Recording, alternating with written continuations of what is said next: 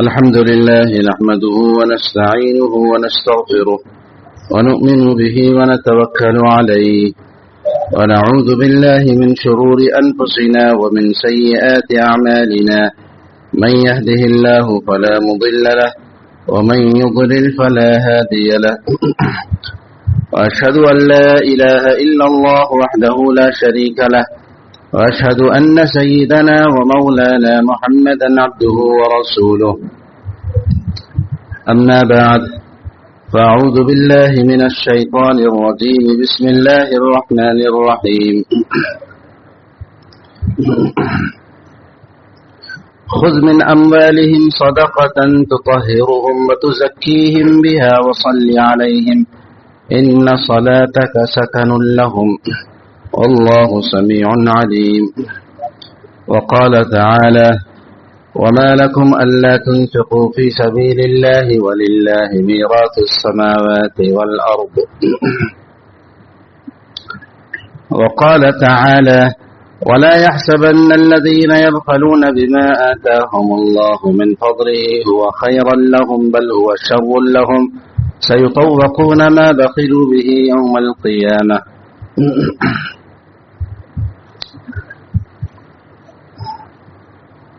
وقال النبي صلى الله عليه وسلم من أدى زكاة ماله فقد ذهب عنه شره وقال عليه الصلاة والسلام إذا أديت زكاة مالك فقد قضيت ما عليك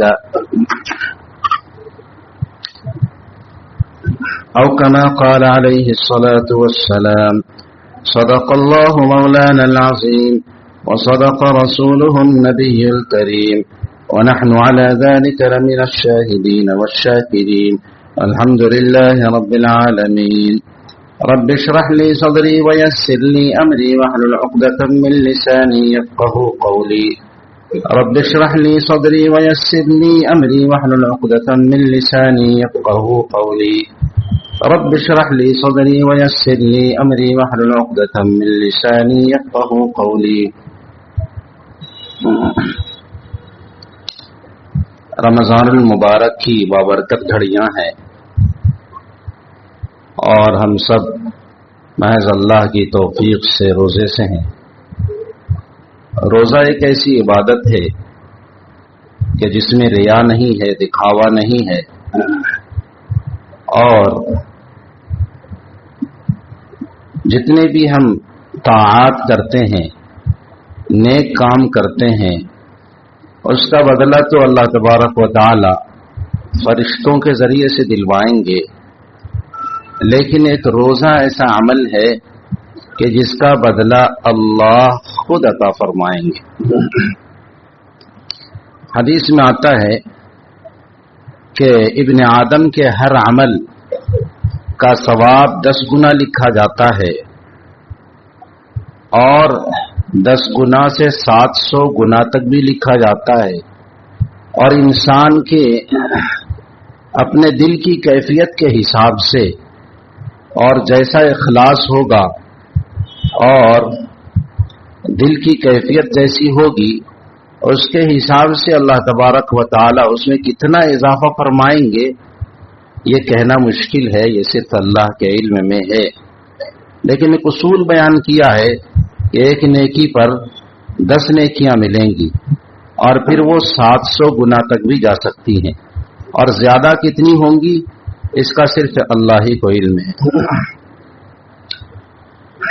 لیکن اللہ فرماتے ہیں الا الصوم، روزہ کے سوا۔ روزہ ایک ایسی نیکی ہے کہ جس میں گنتی کا یہ معمول نہیں ہے، یہ جو اصول ہے یہ اصول یہاں نہیں چلتا ہے۔ الا الصوم فإنه لی، اس لیے کہ روزہ تو میرے لیے ہے، وأنا أجزی بہ، اور اس کا بدلہ تو نہیں دوں گا۔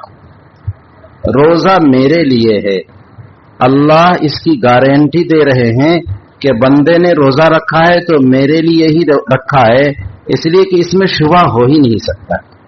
جس نے روزہ رکھا ہے وہ اللہ ہی کے لیے روزہ رکھے گا، غیر اللہ کے لیے روزہ رکھ ہی نہیں سکتا ہے۔ چپکے سے پانی پی لے گا تو کسی کو کیا پتا چلے گا؟ وضو کرتے ہوئے ایک دو گھونٹ اندر کر لے تو کسی کو کیا علم ہوگا؟ جب اس نے روزہ رکھا ہے، اللہ کا ڈر اور اللہ کا خوف اس کے دل میں ہے، اس لیے اس نے روزہ رکھا ہے، لہذا یقیناً اس کا روزہ میرے لیے ہے اور اس کا بدلہ میں ہی دوں گا۔ تو ایک تو بات یہ سمجھ میں آئی کہ روزے میں کوئی شبہ نہیں ہوتا، روزہ محض اللہ ہی کے لیے ہوتا ہے۔ اور اسی لیے آپ صلی اللہ علیہ وسلم ایسے خاص دنوں میں کہ جو دن قبولیت کا ہوا کرتا تھا، پیر کا دن، جمعرات کا دن، ان دنوں میں آپ صلی اللہ علیہ وسلم خاص طور سے روزہ رکھتے تھے، اس لیے کہ اس عمل میں کوئی شبہ نہیں اور شائبہ نہیں ہے، اور اللہ اس عمل کو براہ راست قبول فرما لیتے ہیں اور اس کا بدلہ بھی اللہ خود ہی دیتے ہیں۔ اور دوسری بات یہ معلوم ہوئی کہ اس کا بدلہ اس گنتی کے حساب سے نہیں ملتا، بلکہ اللہ اپنی ثوابدید کے مطابق بندے کو جتنا چاہیں گے عطا فرمائیں گے۔ کیوں ایسا کیا؟ اللہ فرماتے ہیں کہ بندہ میری وجہ سے کھانا پینا چھوڑتا ہے، لذتوں اور شہوتوں کو چھوڑتا ہے، صرف میری وجہ سے، کوئی نہیں دیکھ رہا ہے میرے سوا، میرا خوف دامنگیر ہے، میرا ڈر اس کے دل میں ہے، جس کی وجہ سے وہ ان چیزوں کو چھوڑے ہوئے ہے، لہذا میں ہی اس کا بدلہ دوں گا۔ آگے فرمایا للصائم فرحتان، کہ روزہ دار کو دو خوشیاں ملتی ہیں، ایک خوشی افطار کے وقت، بھوک پیاس کی شدت کے بعد جب انسان کے پاس افطار کا سامان آ گیا، اور اس وقت جو اس بھوک پیاس کے عالم میں انسان نوش کرتا ہے، کھاتا ہے، پیتا ہے، تو اس وقت جو خوشی ہوتی ہے اس کا کوئی ٹھکانہ نہیں ہے۔ گرمی کے بعد انسان کو پنکھے کی ہوا لگے یا اے سی کی ہوا لگے تو کیسی فرحت محسوس ہوتی ہے اور کیسا دل کو سکون ہوتا ہے، اسی طریقے سے بھوک پیاس کی شدت کے بعد انسان کو کھانا میسر ہو، ٹھنڈا پانی میسر ہو تو کیسی خوشی ہوگی۔ اللہ فرماتے ہیں کہ یہ خوشی انسان کو روزہ افطار کے وقت میں ہوتی ہے۔ دوسری خوشی ہوگی اس وقت جس وقت بندہ اللہ سے ملے گا، اللہ سے جس وقت ملے گا بندہ کو اس وقت بہت زیادہ خوشی ہوگی۔ یہ دو خوشیاں اللہ نے رکھی ہیں روزے میں۔ اور فرمایا کہ معدہ کے خالی ہونے کی وجہ سے جو ایک خاص قسم کی بو نکلتی ہے منہ سے، اس بو کی قیمت اللہ کے یہاں بہت زیادہ ہے۔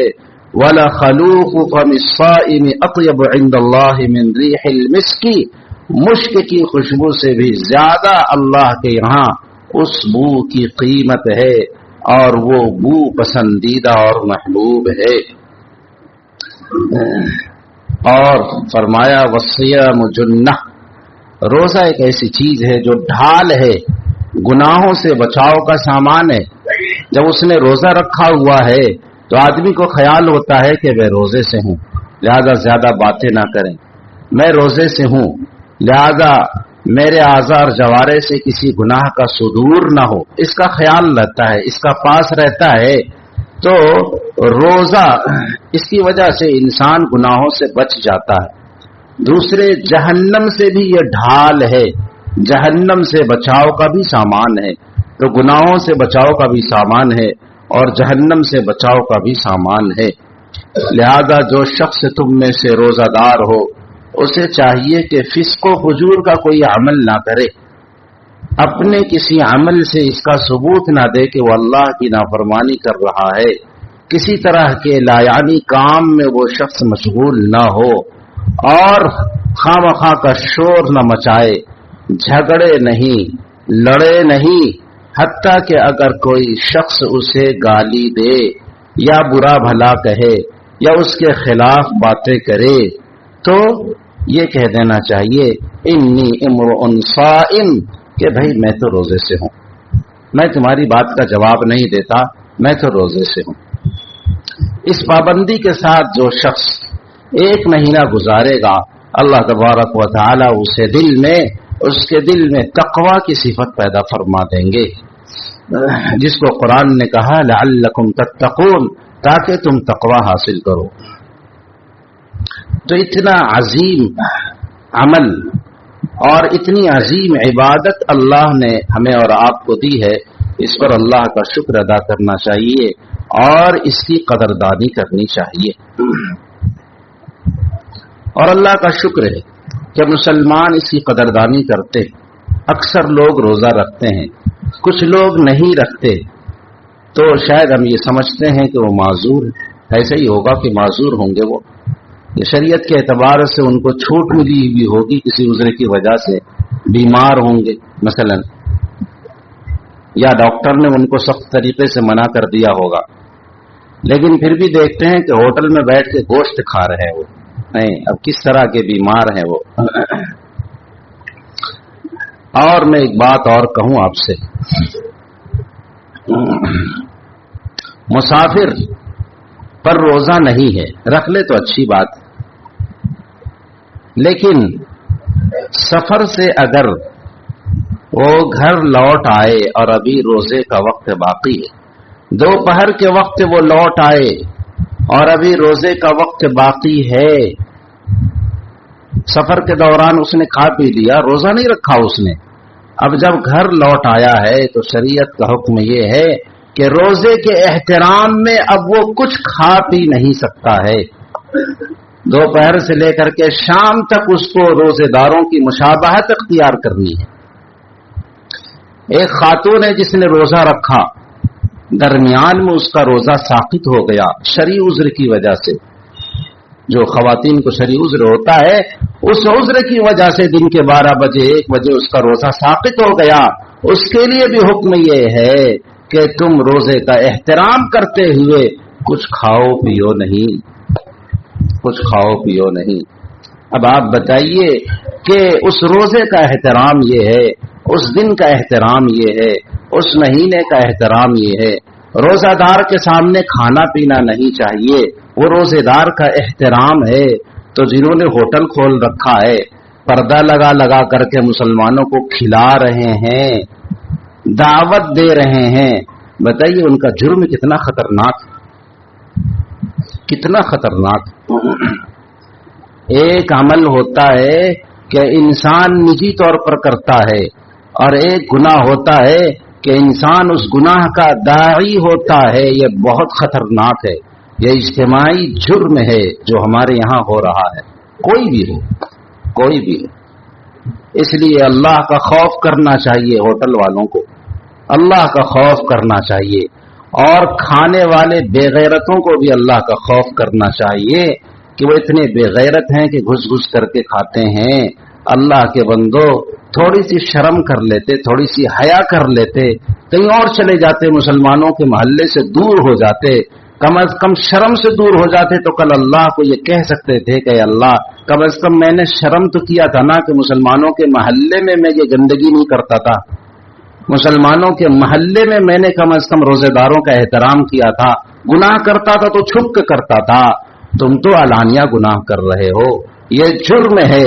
اگر اسلامی حکومت ہوتی تو سب کی سخت قسم کی پٹائی ہوتی، سخت قسم کی پٹائی ہوتی، تعزیر ہوتی۔ تو یہ جو جرم عظیم ہمارے یہاں جاری ہے، یہ بہت ہی خطرناک ہے، اور ہر شخص اس کو نفرت کی نگاہ سے دیکھے، نفرت کی نگاہ سے دیکھے کہ یہ جو کچھ چل رہا ہے بالکل غلط ہے۔ عجیب بات، ہندوستان آزاد ہے، ہر ایک کو ہر کچھ کرنے کی اجازت ہے، ایسا بھی نہیں ہونا چاہیے، ہر ایک کو ہر کچھ کرنے کی اجازت ہے۔ مسلمانوں کا محلہ ہے، مسلمانوں کا علاقہ ہے، وہاں تو سمجھ میں آنا چاہیے کہ روزہ ہے، مسلمانوں کا روزہ ہے، ہر کوئی روزے سے ہے۔ پہلے زمانے میں تو مائیں اپنے بچوں کو دن بھر دودھ نہیں پلاتی تھیں کہ بچے کو عادت پڑے اور اس کا کچھ ثواب بھی مل جاوے ہم کو، اور اس زمانے میں دھڑلے سے اس گناہ کو انجام دیا جا رہا ہے۔ اللہ ہم سب کی حفاظت فرمائے۔ میرے بھائیوں، میں نے جو آیتیں پڑھی ہیں، جو روایت پڑھی ہیں، ان کا تعلق اصلاً زکوٰۃ سے ہے۔ اس مہینے میں مسلمان ثواب کی زیادتی کا خیال کر کے، اور ہے بھی یقیناً، اس فریضے کو ادا کرتے ہیں، زکوٰۃ ادا کرتے ہیں مسلمان۔ زکوٰۃ کے سلسلے میں اللہ کے لیے خرچ کرنا اور اللہ کے راستے میں دینا اتنا بڑا اجر ہے، اتنا بڑا اجر ہے، جس کو قرآن و سنت نے بڑی تفصیل سے بیان کیا ہے۔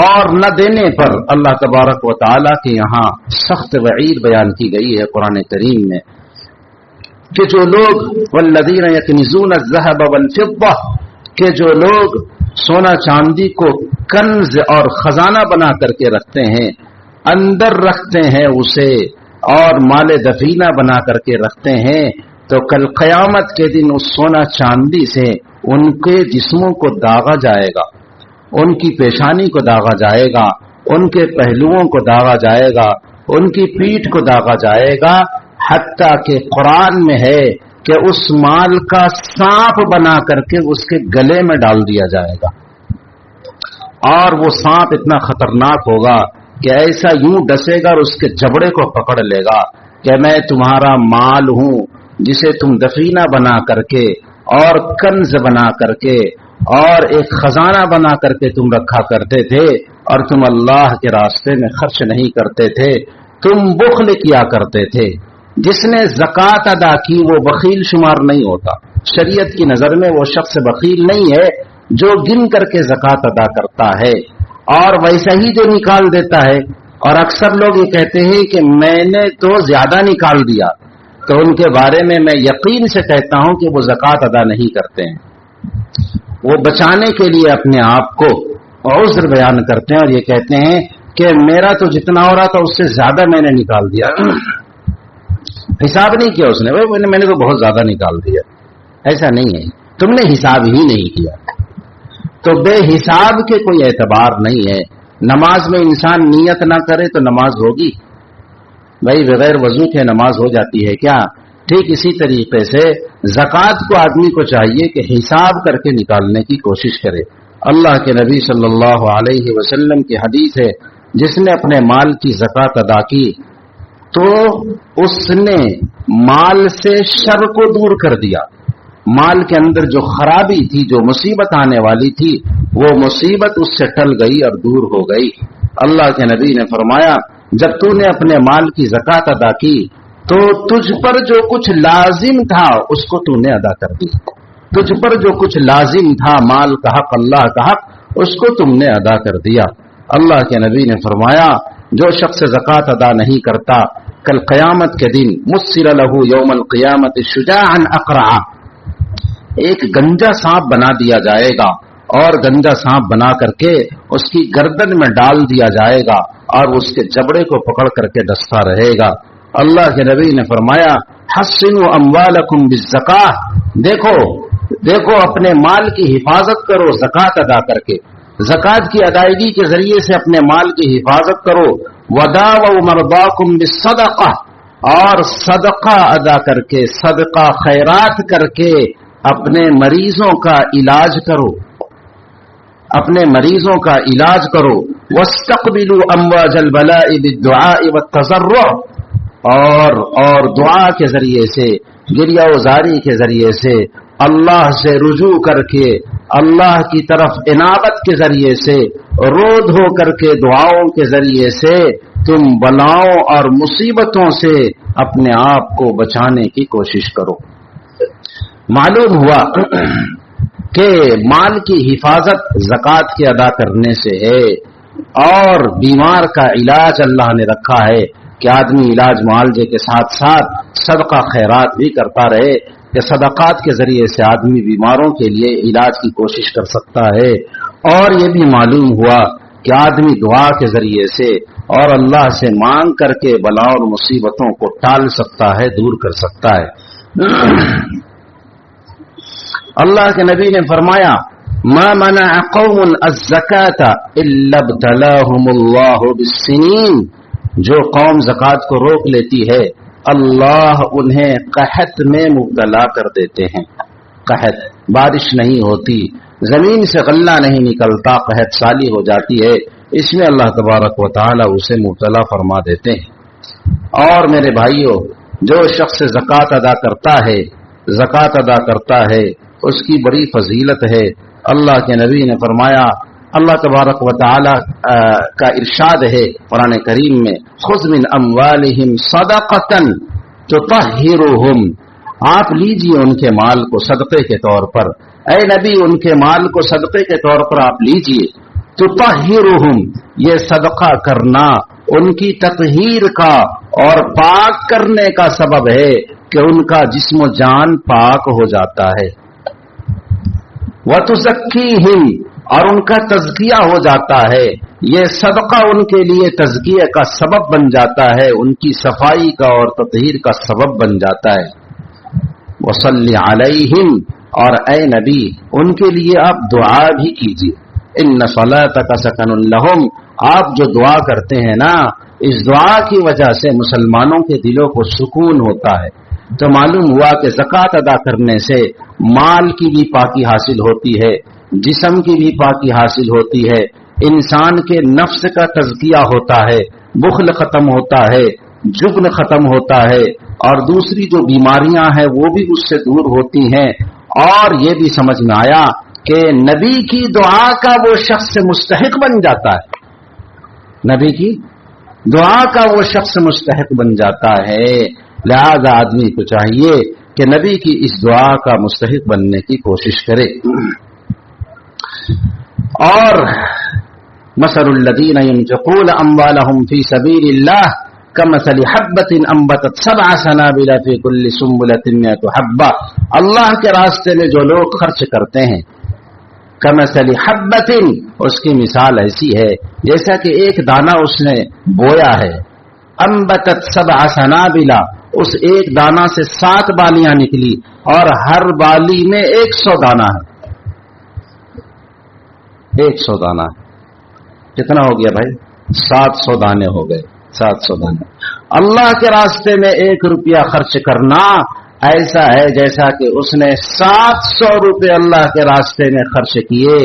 और अगर रमजान में उसने दिया है तो हर फर्ज को अदा करने के बदले में ऐसा है जैसा कि उसने 70 फर्जों को अदा किया।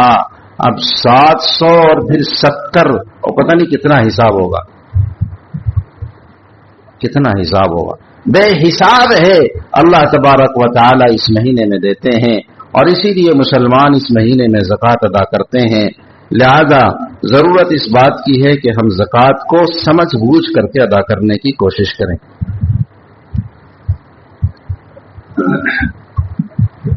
हर माल में ज़कात नहीं है, जितना भी हो हर हाल में ज़कात निकालनी पड़ेगी। बहुत से लोग हैं थोड़ा बहुत भी रहता है तो वो निकालते हैं, वो सदका खैरात हो गया, आपकी तरफ से अतिया हो गया, वो ज़कात नहीं हुई। ज़कात के लिए अल्लाह तबारक व तआला ने एक निसाब बनाया है कि उस निसाब के बकदर इंसान के पास माल हो तो ज़कात अदा करनी होगी, नहीं तो नहीं। ज़कात जिस माल से अदा किया जाता है वो 3 तरह का माल होता है। नंबर 1 सोना चांदी, जिसको हम समन कहते हैं। नंबर 2 माले तिजारत, सोना चांदी तो आप समझ गए, सोना चांदी समझ गए आप। और सोना चांदी में इसकी कोई तफसील नहीं है कि वो डले की शक्ल में हो या जेवरात की शक्ल में हो। बाज़ लोग इसकी तफसील करते हैं, उनकी गलत तफसील है। सही ये है कि सोना सोना है, चांदी चांदी है, चाहे वो जिस शक्ल सूरत में हो। अगर वो सोना है या चांदी है तो उसमें ज़कात है, अगर वो निसाब के बकदर हो। दूसरी चीज है माले तिजारत, कि माले तिजारत में ज़कात है। अरे भाई सो रहे हैं आप लोग? क्या सो रहे हैं? बोला देने की बात है, सोना ही होगा। नहीं, देने की बात है ना, सो करके सुनेंगे अपना, ताकि सुनेंगे ही नहीं। जब सुनेंगे नहीं तो मुकल्लफ नहीं होंगे। नहीं, हाँ तो जग करके सुनना है अकबर भाई, जग करके सुनना है।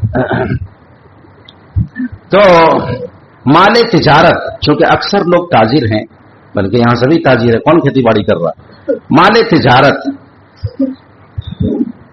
जो जिस माल की आप तिजारत करते हैं वो है माले तिजारत। यानी मसलन कपड़े की आप तिजारत करते हैं तो जो कुछ कपड़ा आपने खरीद किया हुआ है वो माले तिजारत। गाड़ी की तिजारत करते हैं तो जो गाड़ियां आपने खरीदी हैं माले तिजारत। आप कागजात की माले तिजारत करते हैं, کاغذات کی تجارت کرتے ہیں تو کاغذ جو کوٹ وغیرہ کی شکل میں جو کچھ ہے وہ سب مال تجارت ہے. ان کی جو قیمت لگے گی اس قیمت کا 2.5% حصہ اللہ کے راستے میں آپ کو بطور زکات کے ادا کرنا ہوگا. 40واں حصہ یعنی 2.5% بنے گا اس کا 1,00,000 میں 2,500 روپے. صحیح کہا ہم نے؟ ارے حساب میں ہم کچے ہیں. 1,00,000 میں 2,500 روپے آپ کو ادا کرنا ہوگا. یہ ہوتا ہے مال تجارت. ایک چیز اور اس میں سمجھ لیں آپ نے اپنے کاروبار کے لیے جو کاروبار کا سامان ادھر ادھر لے جانے کے لیے جو آپ نے گاڑیاں خریدی ہوئی ہیں, 2-4 گاڑی ہے آپ کے پاس, وہن وغیرہ ہے کہ ادھر سے ادھر سامان لے جانا پڑتا ہے, مال ڈلیوری کرنی پڑتی ہے, پارٹی کے پاس بھیجنا پڑتا ہے, ان گاڑیوں میں زکات نہیں ہے. اور جو مشینیں آپ کے پاس ہیں جن مشینوں سے چھپائی کرتے ہیں ان مشینوں میں بھی زکات, ارے بولو بھائی, نہیں ہے. ان مشینوں میں بھی زکات نہیں ہے. زکات اس میں ہے جو مال تجارت ہے, جس کی آپ خرید و فروخت کرتے ہیں اس میں ہے بس. لہذا وہ زمین کی شکل میں ہو, کوئی شخص زمین کی خرید و فروخت کرتا ہے تو اس کی بھی زکات ادا کرنی پڑے گی. اور جس نے زمین خریدی ہے اس لیے کہ اس میں رہائش اختیار کرے گا تو اس میں زکات نہیں ہے. اچھا, زمین کی بات آ گئی تو میں بتا دوں. ایک شخص نے زمین خریدی اس نیت سے کہ اس کو بیچے گا, اور اس نے خریدا تھا 20 لاکھ روپے میں. 1 سال کے بعد اس کی قیمت 40 لاکھ روپے ہو گئی تو اسے 40 لاکھ روپے کی زکات ادا کرنی پڑے گی. موجودہ قیمت کا اعتبار ہوگا. جس طریقے سے سونا چاندی میں موجودہ قیمت کا اعتبار ہوگا, جب آپ نے خریدا تھا اس کا اعتبار نہیں ہوتا ہے, موجودہ قیمت کا اعتبار ہوتا ہے. اسی طریقے سے مال تجارت میں بھی موجودہ قیمت کا اعتبار ہوگا. جو دکان ہے اسٹاک مال بہت پڑا ہوا ہے, اس کی ترتیب یہ ہے کہ آدمی کو چاہیے اس میں کا اندازہ لگائے کہ اگر میں پوری دکان کا اسٹاک بیچ دوں تھوک کے حساب سے تو اس کی کیا قیمت آئے گی. اس قیمت کے حساب سے آدمی کو چاہیے کہ زکات ادا کرے. بہت آسان ہے جو شخص زکات ادا کرنا چاہے. تو 2 طرح کا مال ہوا. تیسرا مال نقد رقم جو آپ کے پاس ہے روپیہ کی شکل میں, وہ بھی حقیقت میں سونا چاندی ہے. تو نقد رقم جو آپ کے پاس ہے اس میں بھی زکات ہے. ان تینوں کو جمع کر دیا جائے گا. جو سونا چاندی آپ کے پاس ہے, جو مال تجارت آپ کے پاس ہے, جو نقد رقم آپ کے پاس ہے, ان تینوں کو جمع کر کے دیکھ لیا جائے گا کہ اس کی مجموعی مالیت کیا بنتی ہے. اگر وہ نصاب کے بقدر پہنچ جائے تو اس کی زکات ادا کرنی ہوگی. ہاں, اس میں قرض کو منہا کر دینا ہوگا. مثلا مجموعی قیمت بنتی ہے 2 لاکھ روپے اور میں نے دیکھا کہ مجھے پارٹی کو دینا ہے 1 لاکھ روپے, تو اب صرف 1 لاکھ روپے کی زکات ادا کرنی ہے, 2 لاکھ کی زکات ادا نہیں کرنی ہے. دوسری بات,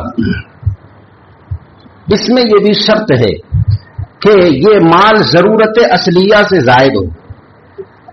اب مال 2 طرح کا ہے, اچھی طرح سے سمجھ لیں. مال 2 طرح کا ہے, ایک ہے مال نامی اور ایک ہے مال غیر نامی, یعنی ایک بڑھنے والا مال. یہ جو مال تجارت ہے, نقد رقم ہے اور سونا چاندی ہے, یہ تینوں مال نامی کہلاتے ہیں, یعنی بڑھنے والا مال. اس میں شرط یہ ہے کہ یہ مال قرض سے پاک ہو, یعنی قرض کو منہا اس میں کیا جائے گا. بس یہ ذہن میں رہے آپ کی. اور ایک مال ہوتا ہے جو مال نامی نہیں ہوتا ہے, اس میں مال نامی نہیں ہوتا ہے, اور یہاں پہ اس کا بیان بھی مجھے نہیں کرنا چاہیے, اس کا تعلق صدقۃ الفطر سے ہے.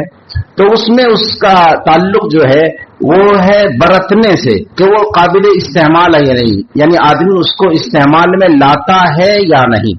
خیر, اس کو آپ رہنے دیجئے تاکہ کہیں ادھر ادھر نہ ہو جائے. بس آپ یہ ذہن میں رکھیں کہ جس مال میں زکوٰۃ فرض ہے اس مال کا قرض سے خالی ہونا ضروری ہے. اگر قرض ہے تو قرض کو منہا کر کے جو کچھ مال بچے گا اگر نصاب کے بقدر پہنچتا ہے تو اس کے حساب سے آپ زکوٰۃ ادا کریں گے. جنوری فروری کا اعتبار نہیں ہوگا, قمری سال کا اعتبار ہوگا. یہ جو عربی مہینہ ہے عربی مہینے کا اعتبار ہوگا, جنوری فروری کا اعتبار نہیں ہوگا. زکوٰۃ نکالنے کا طریقہ یہ ہے کہ आप एक वक्त में हिसाब कर लें। मसलन आप रमजान की 1 तारीख को हिसाब करते हैं तो आप 1 तारीख को सारी मालियत का आप हिसाब कर लें। ज़कात फिल फौर अदा करना जरूरी नहीं है, हिसाब एक वक्त में करना जरूरी है। जो कुछ माल है उसका हिसाब हो गया, हिसाब से हमने देखा कि मेरे ऊपर 10,000 रुपए ज़कात अदा करना जरूरी है, बस ये जहन में रखें आप। अब आसान है कि 10,000 रुपए आप निकाल करके अलग से रख लें या न रखें, कारोबार में से आप 1,000, 500, 200, 300 आप देते रहें और उसे एक कॉपी में आप नोट करते रहें कि मैंने इतना अदा किया, इतना अदा किया, इतना अदा किया। बस वो जो आपने नीयत से अदा की है वो सारी रकमें ज़कात की अदा होती रही, साल भर में मजमूई तौर पर भी आप अदा कर दें तो भी अदा हो जाएगी। लेकिन हिसाब एक ही वक्त में करना जरूरी है। जो नाबालिग बच्चे हैं उनके पास ही बाज़ मरतबा बहुत माल आ जाता है। मसलन बाप का इंतकाल हुआ और वरासत में बहुत सारा माल आ गया, वो बच्चा नाबालिग है, उस नाबालिग बच्चे के माल में ज़कात नहीं है, लिहाजा जो वली है वो भी उसकी तरफ से अदा नहीं करेगा और खुद बच्चा भी अपनी तरफ से ज़कात को अदा नहीं करेगा। इसी तरह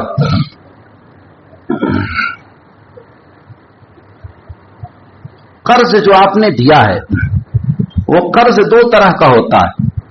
एक मर्तबा होता है, एक ऐसा कर्ज होता है कि पार्टी ने को आपने माल दिया है तो वो वापस कर देगा, लिखित मौजूद है, तो ऐसे माल की ज़कात आपको अदा करनी पड़ेगी। या तो आप अभी देते रहें या जब मिलेगा तो गुज़श्ता सालों का भी हिसाब करके आपको ज़कात अदा करना होगा। और एक कर्ज का माल ऐसा होता है कि ले लिया उसके बाद आप भूल जाइए, वो दूर से सलाम भी नहीं करता, वो आपको देखते हुए रास्ता बदल देता है, यानी आप नाउम्मीद हो चुके हैं और मिलने की कोई उम्मीद नहीं है। तो ऐसे माल में जो आपने बतौर कर्ज दिया हुआ है उस माल की जिम्मेदारी आप पर नहीं है। और फिर कभी बेचारा हज को चला गया और उसको तौबा की तौफीक हुई और आकर के नादिम शर्मिंदा होकर के आपको वो माल वापस कर दिया, तो आप उसे माल गनीमत समझिए और अब इस साल से उसकी ज़कात अदा करेंगे, गुज़श्ता सालों की ज़कात अदा नहीं करेंगे, इसलिए कि ये तो हड़प हो जाने वाला था। अरे समझ गए होंगे आप हजरात, अरे भाई समझ गए आप हजरात ना, अरे भाई समझे इसको आप हजरात। हाँ, कर्ज की 2 सूरतें मैंने आपको बताई हैं, उसको अच्छी तरह से समझ लेना चाहिए। डिपॉजिट जो आपने किया हुआ है बैंक में, तो जितना आपने जमा किया है उसकी ज़कात आपको अदा करनी होगी, बढ़ कितना रहा है उसका एतबार नहीं है। अच्छा, उलमा कर्ज की 2 किस्में बयान करते हैं, ये जरा सा बारीक सा है, इसको जरा सा अच्छी तरह से समझिए और जाग करके समझिए। कर्ज की 2 किस्में उलमा ने की हैं, एक है कर्ज कवी यानी दैन कवी और दूसरा है दैन ज़ईफ। दैन कवी का मतलब ये होता है कि जिसको आपने कर्ज दिया है वो लिखित मौजूद है, वो देगा, या इसी तरीके से आपने कोई माल बेचा है उसको, उसकी लिखित मौजूद है, उसको तो देना है पार्टी को, तो ये हो गया दैन कवी, इसकी ज़कात आपको अदा करनी होगी। और एक होता है दैन ज़ईफ। दैन ज़ईफ को मैं समझाता हूं, जैसे हम लोग बीवियों का महर अदा नहीं करते हैं, नहीं, अरे भाई बीवियों का महर अदा नहीं करते हैं, तो ये जो हक़्क़े महर है, हक़्क़े महर, मसलन मेरे ज़िम्मे 50,000 रुपए मेरी बेगम का है और मैंने अदा नहीं किया, तो ये हुआ दैन ज़ईफ। किसी हक़ के बदले में ये ऐसा होता है, किसी अलग मामला के बदले में होता है, ये कोई माल के बदले में नहीं हुआ, या मसलन कोई हमने बतौर कर्ज को उसको नहीं दिया था, तो ये मसलन 50,000 रुपए मेरे जिम्मे है, तो अगर मेरे पास 1 लाख रुपए हों, तो अगर मैं ये दिमाग में रखूं कि बेगम को अदा करना है कितना, 50,000 रुपए अदा करना है, बेगम को 50,000 रुपए अदा करना है नहीं, तो ये तो हमारे हिसाब से तो समझ में आया, लेकिन बेगम को 50,000 रुपए जो मिलने हैं मैंने तो अभी नहीं दिया ना उसको, तो उसके जिम्मे उस 50,000 रुपए की ज़कात अदा करनी जरूरी नहीं है। جب مل جائے گی رقم تب وہ ادا کرے گی، ابھی وہ ادا نہیں کرے گی. آئی بات سمجھ میں؟ جب رقم مل جائے گی تب وہ ادا کرے گی، ابھی ادا کرنا ضروری نہیں ہے. اور میرے پاس جو رقم ہے پورا 1,00,000 روپے کی زکات ہم کو ادا کرنی پڑے گی، اس لیے کہ یہ تو دین ضعیف ہے، لہذا پوری 1,00,000 روپے کی زکات ہم کو ادا کرنی پڑے گی. اسی طریقے سے بقایا تنخواہ، مثلا کہیں آدمی ملازمت کر رہا ہے اور ملازمت کی وجہ سے بقیہ رقم ہے ابھی اس کے پاس 50-60 ہزار روپے اس کے پاس ہے، ابھی تک وہ رقم ہم کو نہیں ملی ہے، تو لہذا اس رقم کو زکات کے حساب میں ہم شامل نہیں کریں گے جب تک کمپنی سے وہ رقم ہمیں نہیں مل جاتی ہے.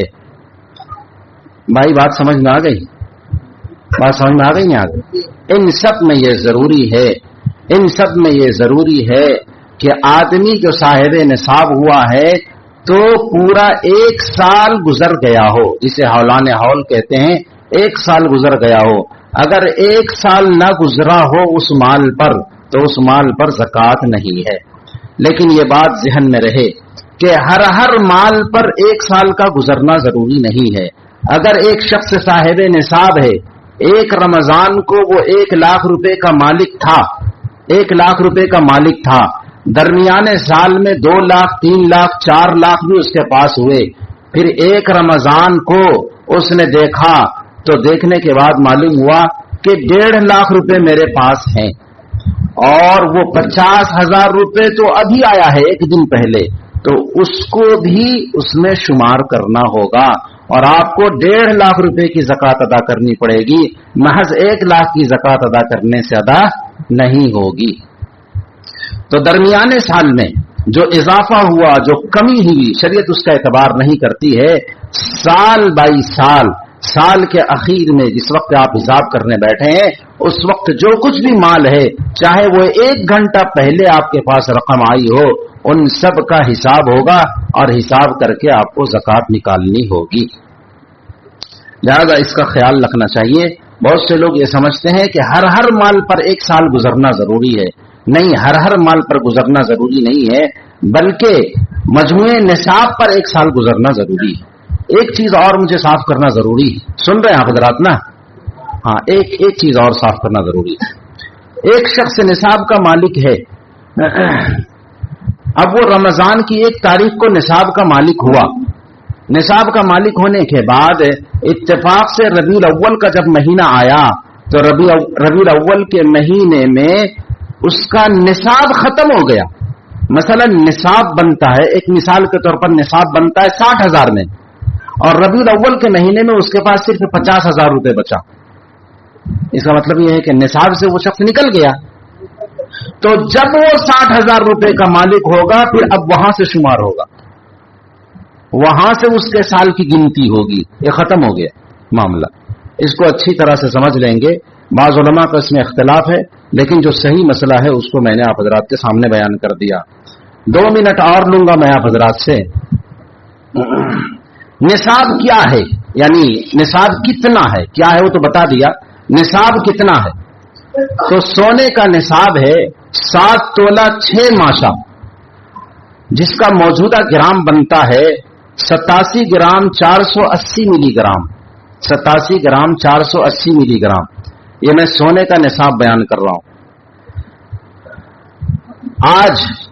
آج کے دن 22 کیرٹ سونے کا 1 گرام کی جو قیمت ہے وہ ہے 8100 روپے. 8100 روپے. اس حساب سے جو حساب لگایا گیا تو وہ حساب یہ ہے کہ صرف کسی شخص کے پاس سونا ہو تو اس شخص کے پاس اتنی مالیت کا سونا ہونا چاہیے 7,09,588 روپے. 7,09,588 روپے اتنی قیمت کا سونا اگر اس شخص کے پاس ہوگا تو اس شخص پر زکات ہے، نہیں تو نہیں. یعنی اگر اس کے پاس صرف سونا ہے، نہ چاندی ہے نہ پیسہ ہے کچھ ہے. دوسرا ہے چاندی. چاندی کا نصاب ہے 52 تولہ 6 ماشا، جو گرام کے حساب سے بنتا ہے 612 گرام 360 ملی گرام. 100 گرام چاندی کی آج کی جو قیمت ہے वो है, आज की जो कीमत है वो है 9,928 रुपये 93 पैसे, 9,928 रुपये 93 पैसे। इस हिसाब से चांदी का जो निसाब बनता है वो बनता है 60,777 रुपये 83 पैसे, 60,777 रुपये 83 पैसे। ये आज का निसाब मैंने आपके सामने बयान किया। उसके बाद ये चीज जहन में रहे कि सिर्फ सोना सोना है तो वो मैंने निसाब बयान किया, इसका मतलब ये है कि उसके पास चांदी भी नहीं और पैसे भी नहीं। लेकिन अगर चांदी भी है, पैसे भी हैं, सोना भी है, सब अगर मिला दिया जाए तो फिर अकल्ले निसाब का एतबार होगा। अकल्ले निसाब का मतलब ये होता है सोना चांदी में से जो निसाब जल्दी को पहुंच जाए उसका एतबार होगा। और सोना चांदी में से हम देख रहे हैं कि चांदी का निसाब कम है, 60,000 कुछ रुपए बन रहे हैं, कुछ 100 रुपए बन रहे हैं। लिहाजा किसी के पास सोना, कुछ चांदी, कुछ पैसे, ये सब मिल मिला करके अगर चांदी के निसाब के बकदर उसकी कीमत पहुंच जाए तो उस शख्स के जिम्मे ज़कात अदा करना जरूरी और लाजिम है। अल्लाह तबारक व तआला हम सबको ज़कात अदा करने की तौफीक अता फरमाए। एक दो ऐलान है, जरा सा थोड़ा सा सब्र कर लें। एक ऐलान तो यह है कि दारुल देवबंद की रसीद हर साल जैसे आती थी वैसे आ गई है, हमारे पास भी है और मस्जिद के जिम्मेदारान के पास भी है। लिहाजा आप हजरात दारुल के लिए जो चंदा देते हैं वो आप रसीद कटाएंगे अपने तौर पर, लेकिन इस जुमा को उमूमी चंदा नहीं होगा, अगले जुमा को दारुल का उमूमी चंदा होगा इंशाअल्लाह। आज ही मैंने ऐलान कर दिया। और गुज़श्ता रसीद जो आपने कटाई है और वो जो वहां से दारुल से जो मिलती है वो रसीद हम लोगों के पास मौजूद है। यानी आपने अगर 500 रुपए दिए थे तो वो 500 रुपए रिटर्न उसकी एक रसीद आती है दारुल की तरफ से, वो हमारे पास, वो हमसे ले सकते हैं आप। दूसरा ऐलान ये है कि आप हजरात जान रहे हैं कि ये जो वक्फ बिल के खिलाफ बहुत कुछ बातें चल रही हैं और आप जान रहे हैं कि शायद हो सकता है खुदा ना करे वो मंजूर हो जावे। तो वक्फ तरमीमी बिल के खिलाफ मुस्लिम परसनल्लाह का एक एहतजाजी इजलास है मेट्रो चैनल के पास 10 मार्च को, आप हजरात से उसमें शिरकत की गुजारिश है। एक तीसरा ऐलान ये है कि एक बच्ची है जिसका इजाबत का रास्ता नहीं है, यानी लैट्रिन का रास्ता नहीं है और उसकी वजह से बहुत दिक्कत और तकलीफ में है। पीजी में वो बच्ची एडमिट है और उसका ऑपरेशन भी हो चुका है और अल्लाह करे कि वो ऑपरेशन कामयाब हो। उसके वालिद साहब यहाँ आए हुए हैं, इससे पहले भी आप हजरात ने उसका ताउन किया था। आप हजरात से गुजारिश है कि उस शख्स का ताउन फरमा दे। अल्लाह हम सबको इसकी तौफीक अता फरमाए। व आखिरु दावाना अनिल हम्दुलिल्लाहि रब्बिल आलमीन। सुन्नत